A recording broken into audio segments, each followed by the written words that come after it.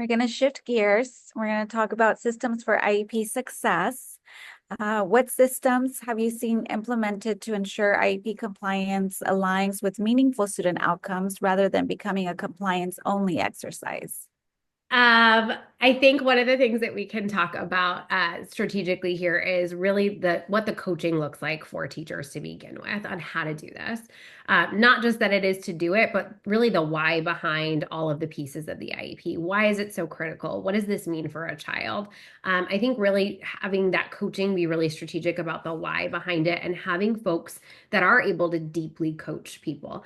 So like Martha does, she's working with new teachers on a weekly basis, right? She works with teachers every week. There's a lot of districts that can't provide that level of support to a teacher to deeply understand. I remember when I learned how to write an IEP, I was given like a training and a couple of examples, and then told, here's your calendar. Have fun. No one came to my first meeting with me. It just kind of happened.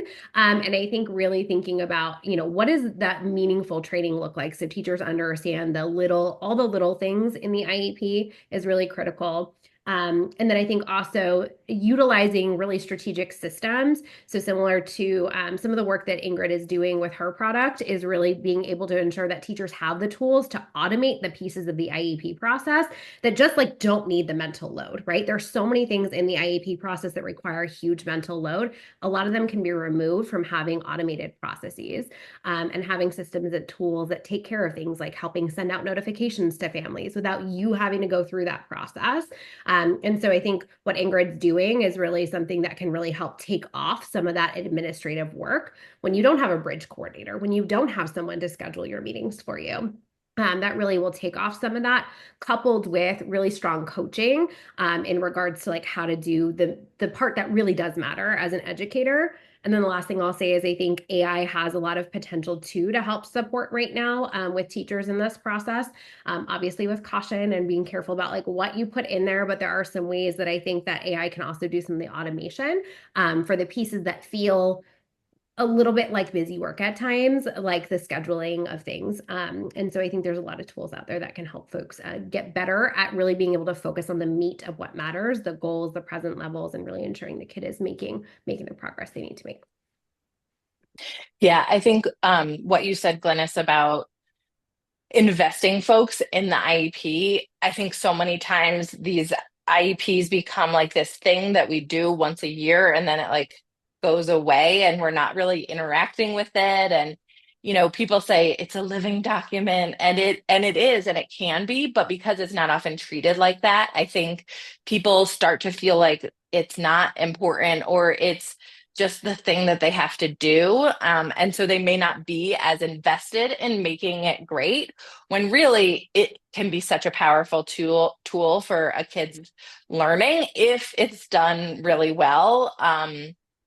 And so I think that is super important, understanding each component of it and how it connects and how it sort of like what is then really connecting the dots about then, okay, what is that supposed to look like in the classroom? I think is something um, that people, often aren't paying as close of attention to in the IEPs. Like, what does this look like when I'm, doing this service? How does this, how is this going to play out? And so I have so many, like I believe in IEPs so much. And what I see most of the time is that they become just like this check the box. And then people, aren't very invested in doing them really well.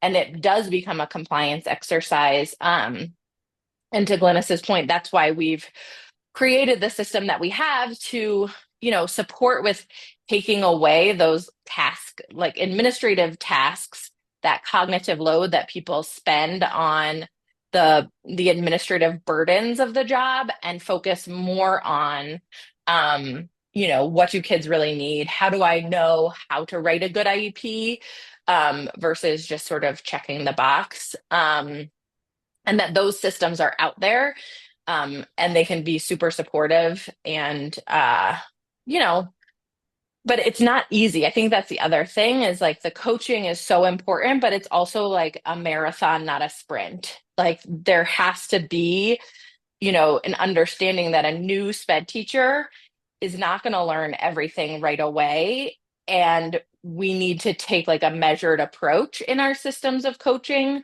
so that it doesn't become overwhelming. And we support them with those little things where we can take this off their plates so that they can do the good work of focusing on learning how to write the IEPs well. Thank you. How do you design or adapt school-wide systems to ensure gen ed teachers are equipped to implement IEP accommodations effectively? This is What? I said this is a regular conversation in my life. Ingrid, you can go. Yeah. Yeah, I mean, you probably are more in this than I am at this point, but I will say, um, I think the one of the biggest problems is that we are constantly like retrofitting our classrooms to accommodations, rather than using like the principles of universal design and really focusing on gen ed teachers, thinking like thinking about those things from the beginning instead of as like an afterthought. And so with our tool, we're working on ways that we can, um, support collaboration for the teams, and also like make those accommodations like actionable. Like how do you sort of, take what's in the IEP and then, you know, uh, think about it and plan for it in a more sort of proactive and collaborative way with the special education teachers, in a way that then starts to feel manageable, because it's not just like, oh, I've done all my lesson plannings, now I have to go back and put all the accommodations in, which, then teachers start to feel like it is extra work, because it is. But if you do it from the beginning, if you're thinking about that and that's part of your training as a gen ed teacher, then you're going to have, it's going to be built in along the way, and then it won't feel as burdensome, and you'll meet the needs of more children. Absolutely. I think one of the ways when I train on this with gen ed teachers is this idea of when you do your planning, you should be thinking about the kids in the margins first. So when I sit down with my lesson plan, when I sit down with my scripted curriculum I'm required to teach, I sit down and I think about who will this work for? Who will this not work for? Who is going to get through this so fast, they're going to be bored by the end of class, and who is going to struggle. And so when I sit down, I think about my margins on the higher end, the kid that maybe is the gifted kid, and then I think about the student in the class that maybe can't access the reading at all. I think about those kids first before I think about anything else. Too many of us focus on the average, and that's a myth. There is really no average kid. There's a ton of good work out there about the idea of, average is really not a thing. We all have our strengths and our needs, and we all have these jagged learning profiles that really we're not going to be good at all of the things. And so we really need to focus on who will access this and who will not. And when I talk with gen ed teachers, they're always like, okay, yeah. I usually make them write on a post-it note, who is the kid that's going to get this right away and who's the kid that's not. Write those kids' names down. Put them in your planning notebook. And every time you open up your notebook, I want you to look at that kid's name and think about them first. Because so many of us are required to use scripted curriculum now. We have district required curriculum. And that's often what I hear is like, but it tells me I have to do it this way. Yes. And look at who does it work for and who does it not. So you're able to adjust before you do anything else. And so that's been really helpful for a lot of the gen ed staff that I work with, is really that framing. And then I think the second thing is really thinking about how do we coach gen ed and special ed teachers together when we're doing our coaching. So where I've seen my schools make the most progress in gen ed classroom outcomes when it comes to state testing, when it comes to being able to raise grades, it's when they're in either a co-teaching relationship or in like a push-in service delivery relationship where they're both being coached at the same time. So that way we're hitting that grade level rigor and standard at the same time as working through how do we make this work and how do we meet the needs of all kids in the classroom. So I really think there's a larger push at the schools. I'm seeing a lot of like outcome change is to really focus on how are we training our gen ed staff alongside our special ed staff.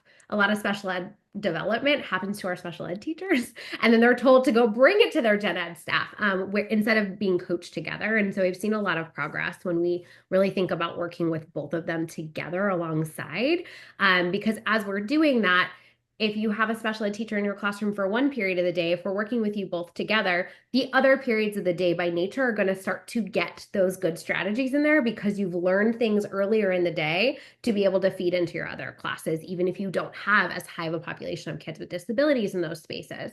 To Ingrid's point, you wind up supporting more kids, right? You wind up supporting and knowing more strategy to really help all children across the board. So I think that that's one thing. And then the last thing I'll say, and then we can pivot, is just I think as a special ed staff, I think one of the things that I always like to talk with special ed staff is, does a student really need 27 accommodations in their IEP? Is that really what is going to most benefit the child? If so, great, right? Like if that's what they need, absolutely. But often what we get down to when I do IEP review is that there's a lot of things in there that's like a nice to have or is something that's more of a best teaching practice, but isn't really the most important thing the kid needs. And I think when I think as being a gen ed teacher, if I have 10 kids with IEPs in my classroom, they each have 27 different accommodations, we're almost setting that teacher up to not be successful because that's very difficult and challenging for anyone to do, no matter your background, is to make sure all of those things are happening at all times. So I like to also talk about coaching with special ed teachers about how do we select the right accommodations? What does the kid really need in order to be successful? Because 7 high leverage accommodations is going to be much better than 27 sort of generic, sounds good, I picked it off a list. So I think there's just a lot of work that needs to be done there too, and how do we set up our staff for success? And again, some kids do need that many accommodations. I'm not trying to say they don't, but there are many situations where we're laundry listing people instead of really thinking about what does the kid actually need. Sorry, I could talk about that one for a while because it's like I was gonna say no. Martha's I am 100% in agreement on that, and also think like, what's the data to demonstrate that this is the right accommodation? I think a lot of people don't think about them till they're in the meeting, and then it's just like, like throw it, and that should really be ideally part of the process in the lead up to the IEP meeting, is looking at the ones that are currently in there, what's working, what's not, what is the data that really is showing me what needs to be in there, rather than just kind of making guesses or thinking about, well, yeah, I mean, like that sounds right? Like that doesn't that's not always, that's going to lead to, I think, what you're talking about with the laundry list. And then teachers lose interest in doing accommodations when they don't feel like they're actually necessary. They lose their buy-in because they're like, I'm doing all of these things and like I'm not really seeing the results of that. And so it can be kind of cyclical in that way, with getting teachers to be invested in providing accommodations. Yeah. As a follow-up to that, I think you've both touched on just the complexity of the IEP document. And one of the things that I think is very common is for general education teachers to just look at the IEP document, even if it's the IEP at a glance, take a look at that laundry list of accommodations and just find it completely like a second language, Have you found any tools or strategies that work to help facilitate that process of them truly internalizing what the accommodations are, how to implement them in their classrooms? Does collaborative work with the ed specialists help? And how do those like systems of support eventually help the student, overall? Um, I think I think snapshots are like a great idea, but oftentimes they are not, they're just like pulled out bits of the IEP, when really what I think gen ed teachers need is some understanding of the why, because I think the why invests everybody. And so if a teacher understands that, the student's processing speed is like 2 standard deviations below the mean, and therefore they need X, that like I think causes like connections in people's brains to be like, oh, like that's real, wow, that's like very significant like processing speed issue, right? And then it like makes more sense. And so I think there's a way to make an IEP snapshot, more collaborative, and more sort of supportive of helping gen ed teachers understanding of the why, because I think those are the things that will lead to, their understanding of the needs of the student better, and their general investment in making sure that they're providing those accommodations. I'm sure you see this a lot too, Glynis, though, with the snapshots and stuff. Yeah, we definitely see it a lot. I think a lot of what I've even realized is like really to what you're talking about is like helping people understand what neurodiversity really is, like why our kids really even have this. Yeah. I feel like when I talk to people, it's like, so what's the kid's disability? And they're like, I think it's SLD. Well, SLD incorporates a whole host of things, and it means a lot of different things, and how we support different specific learning disabilities looks different. But it's often because, right, the label on that snapshot just says SLD. And it's like, okay, is it in visual processing? Is it in auditory processing? Does it affect reading? Does it affect writing? Does it affect math? Do they have a global deficit? Those are things I feel like don't come off very clearly in a lot of the way that we snapshot things to teachers. And I think that to Ingrid's point is like, that's part of the why, right? I think I hear from a lot of teachers, yeah, well, they need these things. Yeah, but why? What does it really mean to be a student who has dyslexia in the 11th grade, whose reading level is at a second grade level? What does that mean? And I can tell when that is not resonating with somebody when somebody says, well, they won't read in class when I call on them. Well, yeah, yeah. And to me, as someone who's been doing this for 15 years, it's very clear to me why they're not going to read aloud. And that's probably not the move I would make as an educator. I'd be working on trying to build up the student skill or prepping them for the reading before asking them to read aloud. There's a lot of other ways to get kids to show you their reading. But those are the kinds of snippets I hear that make me really think that some of the issue with the accommodation piece is not really understanding why kids receive an IEP. What does this really look like? And I don't know about every state, but I know in California, our gen ed teachers get like one class in understanding disability, and then are thrown into, in very much cases, inclusive environments where kids are mainstream for a good chunk of the day or all of the day. But we don't really have the structure in place for them to deeply understand why the student has the needs they do. And so I think some of that work will help build empathy, not sympathy, but empathy for our kids into why they need these accommodations. So I do think, to Ingrid's point, like going back to the why, I think is an important piece that I think is missing. And then I think the second piece that's missing is the conversation that happens after the snapshot. So the snapshot is one thing. Martha was with me on Friday and we did a training with folks and we just like looked at accommodations and I was like, tell me, like, what does this mean to you? Well, whole room of special ed professionals, what does this accommodation mean to you? And everybody had a different interpretation of what it meant. And so it's like, if you all have a different interpretation, what do you imagine the 6 gen ed teachers who have our high school kids, right? Because they moved class to class, think about this. They probably are confused. They might think they're doing the right thing, but your interpretation is different than theirs. So I think there is also a level of collaboration conversation about what does this look like in the class space? What does this mean? What does this mean? Because I think sometimes accommodations can be very vague or very hard to understand. So I think there's also a level of like collaboration around what does it look like in the classroom space and how do we define it instead of just handing the piece of paper. Yeah. I think you both have already touched on this point a bit, but I'm just going to go ahead and ask it just in case you want to refine or have additional input. But what structures or processes have you found successful in building capacity among gen ed staff to support students with disabilities? I think one thing that is sort of like been like an undertone of what Glennis and I have been talking about is really that the leadership of students in special education also has to be collaborative between the special education and the gen ed leaders of a school. If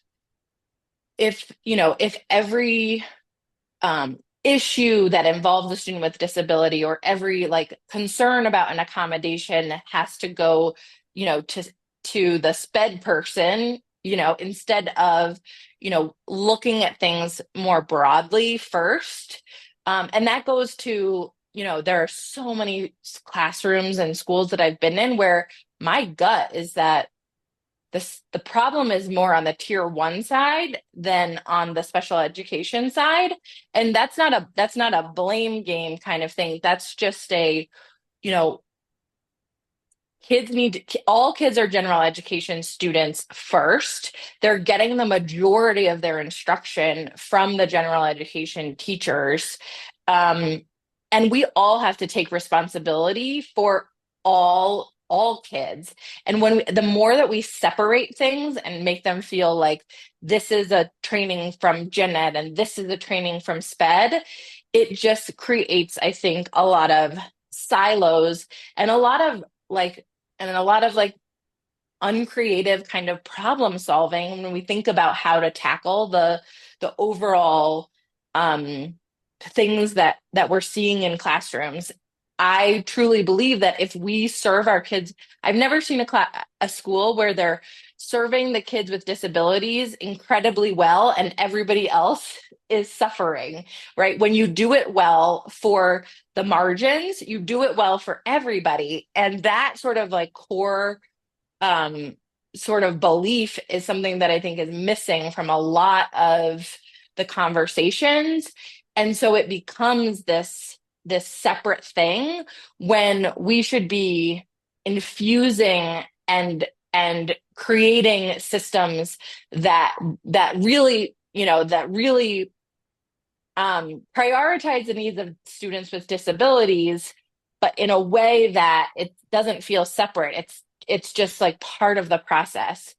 And so in terms of like systems, I believe that we have to, just as when we're thinking about the margins, when we're thinking about, lessons, that it's the same principle when you think about planning for schools, when you think about planning for the large structures and systems of your schools. It has to be done with those margins in mind too. And that is going to create systems for the whole school that really benefit all students.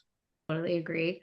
And I think that the term that comes to mind for me is this idea of targeted universalism. So this idea that everything that we're doing, we're focused on how does this help a specific part of the population, and then how does it help everybody? So a good example of that is closed captioning, right? I don't need closed captioning. I really don't need it, but I like using it. I use it all the time at home. I use it all the time at home because it helps me focus when I'm watching TV. Was it designed for me? No, but do I benefit from it? Absolutely.